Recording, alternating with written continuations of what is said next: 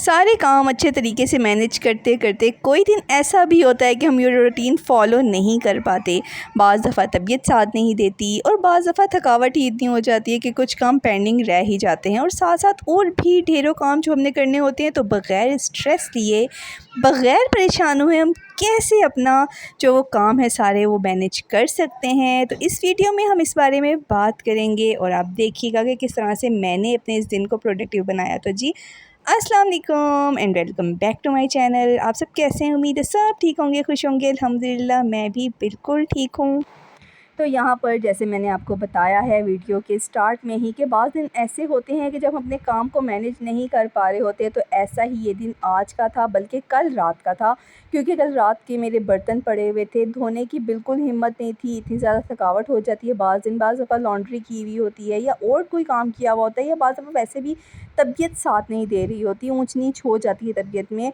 तो रात को जो है वो मैंने बर्तन वगैरह समेट के बस सो गई थी, क्योंकि मेरी तबीयत बिल्कुल साथ नहीं दे रही थी और इतनी थकावट थी कि मेरी बिल्कुल हिम्मत नहीं थी रात के बर्तन धोने की। तो इसके लिए मैं जल्दी सो गई। लेकिन सुबह जो है मैं अल्हम्दुलिल्लाह बिल्कुल फ़्रेश उठी, नमाज़ वगैरह पढ़ने के बाद, कुरान पाक पढ़ने के बाद मैं किचन में आ गई और मैंने जो है वो आटा भी गूँदना था और मैंने बर्तन भी रात के धोने थे और नाश्ते के लिए आटा भी गूँदना था। तो बस जल्दी से मैंने पहले बर्तन वॉश किए और काफ़ी सारे बर्तन जमा थे।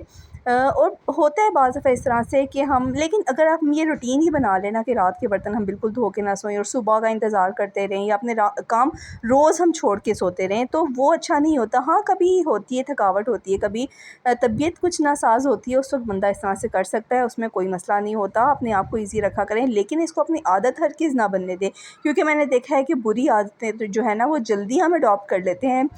तो बस अपने आप को जो है वो रिलैक्स रखा करें और अपने कामों को अच्छी तरह से मैनेज कर लिया करें।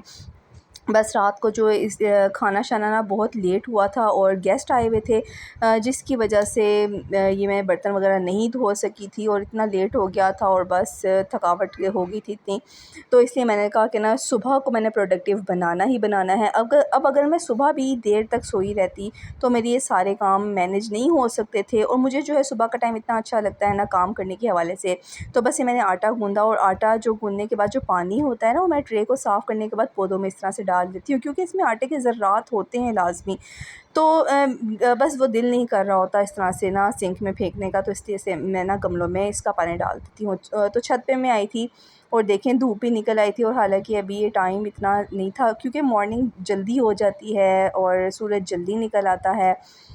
तो इसीलिए हम भी क्यों ना जल्दी जाग जाया करें और अपने कामों को जल्दी स्टार्ट भी कर लिया करें। तो बस यहाँ पर मैंने जल्दी-जल्दी से काम ख़त्म किए और नाश्ता वगैरह बनाया। उसके क्लिप्स जो हैं वो मैं रिकॉर्ड नहीं कर सकी।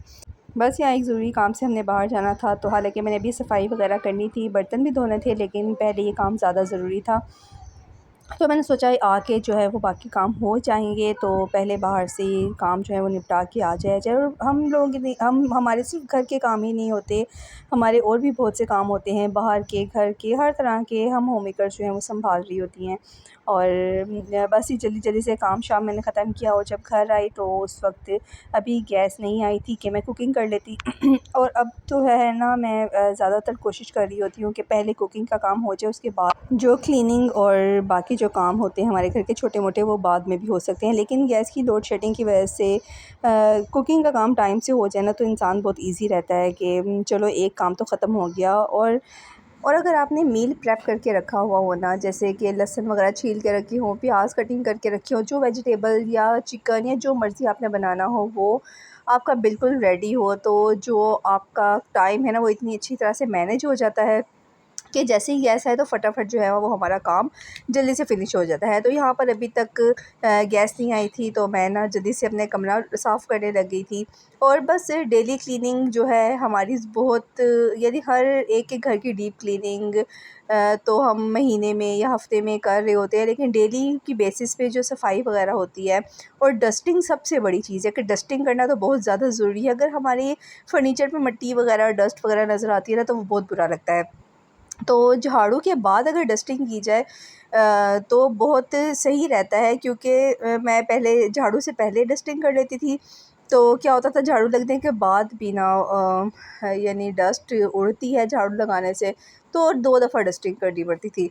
तो अब मैं क्या करती हूँ कि पहले झाड़ू वगैरह करके डस्टिंग करके उसके बाद जो है वो पोंछा इस तरह से वाइपर पे ना, ये कपड़ा कोई भी रफ़ कपड़ा हो, कोई बनियान का स्टफ़ हो, वो बहुत सही रहता है इस तरह से पोंछा शोछा मारने के लिए। तो मैंने ना इस पे ये जो मग है इस पे मैंने थोड़ा सा सर्फ़ ऐड किया था और थोड़ा सा ना फ़िनाइल ऐड करके, बहुत अच्छी खुशबू वाला फ़िनाइल होता है, मैंने मेरे पास पर्पल कलर का है, उसकी बहुत अच्छी खुशबू है।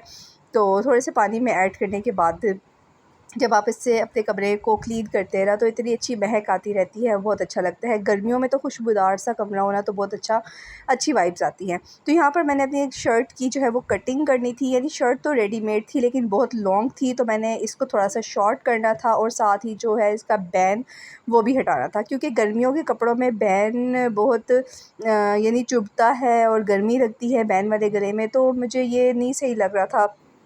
तो मैंने सोचा इसको कटिंग करके ना बैन की, तो यहाँ पर मैं मगज़ी लगा दूँगी, तो इस तरह से ये पहना जाएगा। और शॉर्ट शर्ट चल भी रही है, जो एक तरह का ट्राउज़र और शर्ट का प्रिंट होता है ना, उसमें शॉर्ट शर्ट और ट्राउज़र अच्छा लगता है। शॉर्ट इतनी भी शॉर्ट ना हो, यानी घुटनों तक आ रही हो, तो वो अच्छी लगती है। बस बाज़ प्रिंट में, बाज़ डिज़ाइनिंग में शॉर्ट शर्ट्स अच्छी लगती है और बाज़ में लॉन्ग शर्ट्स अच्छी लगती है। तो इस कपड़े का डिज़ाइन कुछ ऐसा था कि ये प्रिंटेड 2 पीस सूट था, तो इसकी थोड़ी-सी शॉर्ट मुझे करनी थी शर्ट और बैन भी उतारना था। तो बस ये मैंने ना थोड़ी देर का काम होता है, लेकिन हमें वो पहाड़ लग रहा होता है। ये कितने दिनों से शर्ट पड़ी हुई थी और मैं सोच रही थी कि आज करती हूँ, कल करती हूँ, लेकिन बस बाज़ काम शुरू करने से पहले बहुत बड़े लग रहे होते हैं, लेकिन जब हम उन्हें करने लग जाए ना, शुरू कर लें, तो वो इतने ईज़ी होते हैं कि हम कहते हैं कि हम इसके लिए इतना टेंशन ले रहे थे। तो काम मुश्किल नहीं होते, इससे हमने ये सीखा कि काम मुश्किल नहीं होते, बस हमने अपने ज़हन बनाने की बात होती है। जैसे ही हमारा ज़हन बनता है तो काम हमारे लिए आसान हो जाता है। और जब हम अल्लाह के नाम के साथ अपने दिन की शुरुआत करते हैं, अपने कामों की शुरुआत करते हैं, तो हमारे काम ऑटोमेटिक बहुत बरकत वाले और अच्छे हो जाते हैं और बिल्कुल ठीक हो जाते हैं। बस यहाँ पर कुकिंग में अब थोड़ा टाइम था, तो ये काम मेरा फटाफट से 10 से 15 मिनट के अंदर हो गया था।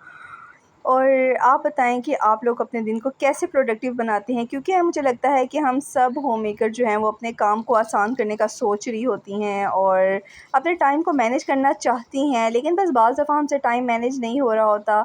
लेकिन वक़्त के साथ-साथ सब कुछ समझ आ जाती है, सब पता चल जाता है कि हमने कौन-सा काम कैसे करना है और कब करना है, और बस अपने आप को जो है वो शुक्रगुज़ारी की आदत डाल दें, तो बस देखें कि अपनी ज़िंदगी में बरकतें शामिल होता हुआ खुद देखें। और अपनी ज़िंदगी में अस्तग़फ़िरुल्लाह को लाज़मी शामिल करें, रोज़ सुबह शाम के अज़कार में अस्तग़फ़िरुल्लाह पढ़ा करें। तो बस यहाँ पर हमने जो है वो ग्रॉसरी लेने के लिए जाना था और मौसम भी बहुत प्यारा हो रहा था, तो बस हम लोग बाहर चले गए ग्रॉसरी लेने के लिए। और एक ज़रूरी काम भी था जिसके सिलसिले में हम दिन में गए थे, वहाँ पर भी एक चक्कर लगाना था। और बस इस तरह से बस मेरा दिन ये गुज़र गया और बहुत अच्छा लगा अल्हम्दुलिल्लाह। बस हमें हर हाल में अल्लाह ताला का शुक्र अदा करना चाहिए और फिर देखिए हमारी नेमतों में कितना ज़्यादा इज़ाफ़ा होता है, क्योंकि अल्लाह ताला शुक्रगुज़ार बंदे को बहुत ज़्यादा पसंद करता है। शुक्रगुज़ारी ये नहीं है कि हमारे पास जब कोई चीज़ आएगी तो हम शुक्र अदा करेंगे। बस अल्लाह ताला ने जो चीज़ दी हुई है, हमारे पास मौजूद है, उस पर अल्लाह ताला का शुक्र अदा किया करें कि या अल्लाह, मुझे तूने जो भी दिया है, जैसा भी दिया है और जहाँ भी दिया है, जितना भी दिया है, उस पर मैं तेरा शुक्र अदा करती हूँ। तो बस इसका मतलब यही है कि हम अपने हालात से राज़ी हैं और अल्लाह ताला भी इंशाल्लाह हमसे राज़ी हो जाएगा। तो आई होप आपको मेरा आज का ये ब्लॉग पसंद आया होगा। अगर पसंद आया हो तो मेरे चैनल को लाइक, शेयर, सब्सक्राइब लाज़मी कीजिएगा। अल्लाह हाफ़िज़।